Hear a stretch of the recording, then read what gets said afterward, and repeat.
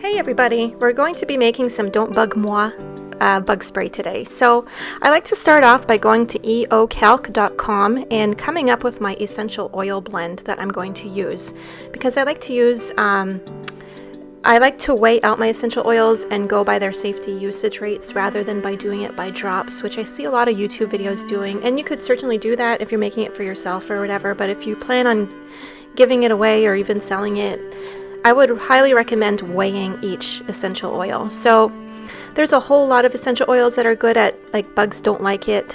Lemon eucalyptus is a big one, so is eucalyptus. There's peppermint, basil, clove, lavender, cedarwood. There's really a whole bunch of them. So as you can see here, I'm finding which essential oils that I want to use, and so I'm going to use eucalyptus at 50%. I'm going to mix that with the lemon eucalyptus. They have the same usage rates. I just didn't get that usage rate on EOCalc. So basil, will do it at 6%, geranium 10%, clove bud 10% or 5%. And I'm going to add a couple more here. Let's see.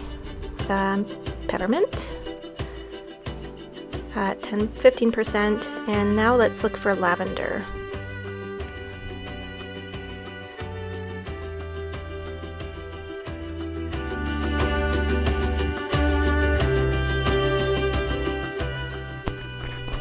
And we need the totals to total 100. So you don't need to use these particular essential oils.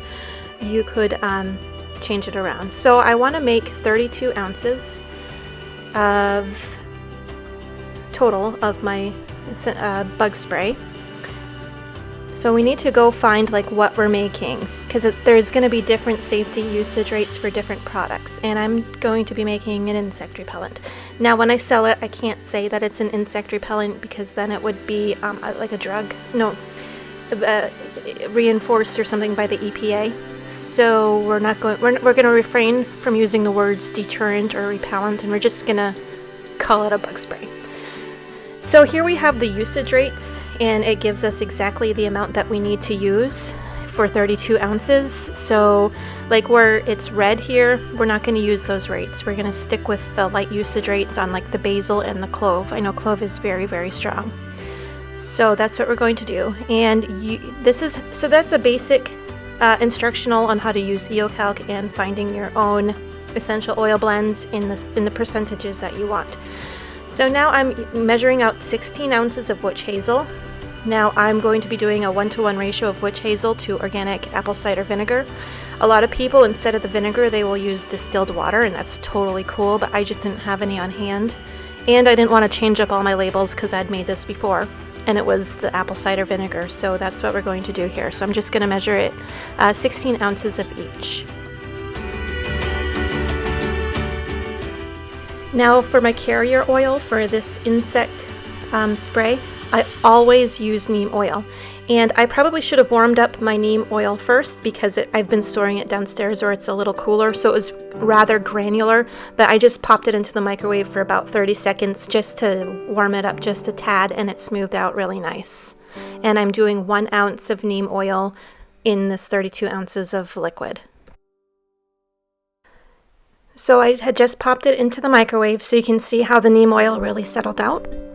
And it wasn't nearly as granular, it's actually very smooth. And now I'm adding my lemon eucalyptus. And so when I had measured back on EOCalc the eucalyptus, I'm going to do half of that lemon eucalyptus and the other half just the regular eucalyptus. And now I'm measuring out my regular eucalyptus globulus. Okay, so when I started measuring out the essential oils, I changed the mode on the scale from ounces to grams because you need to measure precise amounts on this, and I can't measure it accurately if I was measuring it in ounces because it's just too broad of a calculation for a small amount that I'm using. So I switched it over to grams. Now if you're going to be making a smaller batch, you're going to be using even like half a gram of some of these.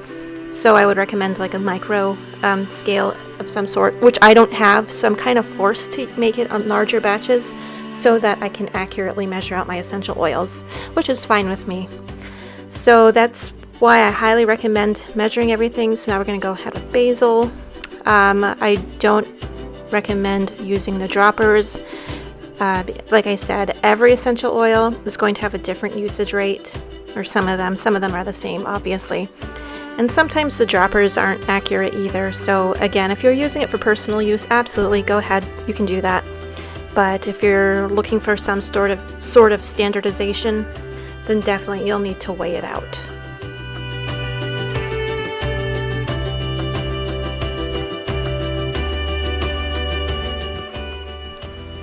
Now we're just measuring out the geranium. Geranium is one of those with a smaller percentage usage rate. And that's why I love EO Calc. Like, it gives it breaks it down for you, and it's such a practical site and fairly easy to use.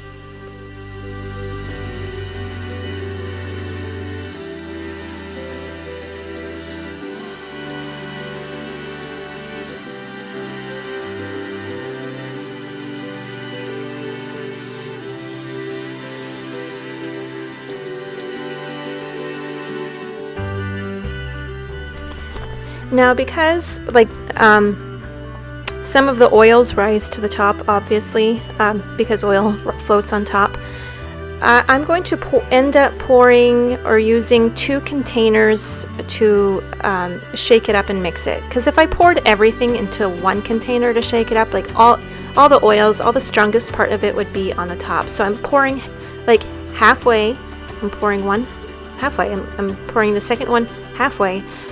So then you're getting like the 2 stronger kind of pours, because as you can see, all the oils on the top. And now once I'm going to go back and pour like the bottom part and fill up the rest of the jar, and then mix it up and then bottle it in my little containers. So that's how I do it, because it's just, you don't need to do that. It's just I'm concerned about like one jar being more stronger than another.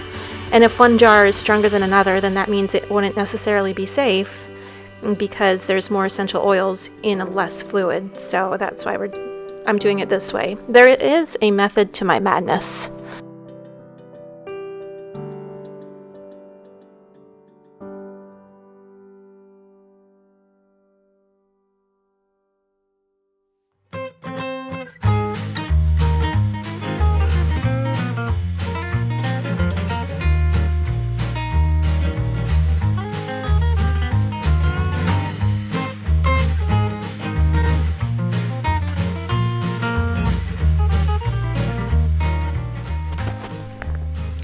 Okay, now I have my bottles and I'm going to be pouring them individually. So I generally like to use glass bottles, but I had run out, so I'm just using what I have on hand, and that was plastic. And if you have a filter or like a funnel, that can fit into these bottles, then excellent, use it. Okay, now for the same pouring method, I'm doing the same thing. I'm pouring each container halfway full, because it's like the top, and it's usually stronger at the top. So, and I don't want to pour it all into one bottle, because every bottle that you pour is going to get weaker and weaker and weaker. So it's only halfway full, and I'm going to pour like 2 bottles halfway full, and then go ahead and fill each of those bottles the rest of the way up, because each jar of these fills 4 bottles. So excuse me, I'm going to fill 4 of them halfway up. Then I'm going to go back and fill the rest of them up with the bottom of the solution.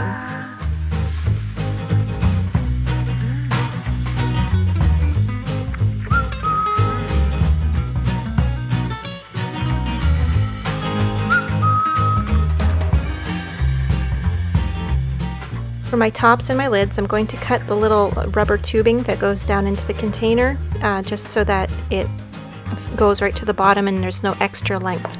And don't overcut it either, because if you can't get the sprayer all the way to the bottom, then your customer won't be able to spray all the way and use up all their products. So measure that before you cut it, and then you just cap it and bottle it, and then I'm going to label it with whatever make your own labels, and then we're good to go. Thanks for watching, guys. Hope you enjoyed the video.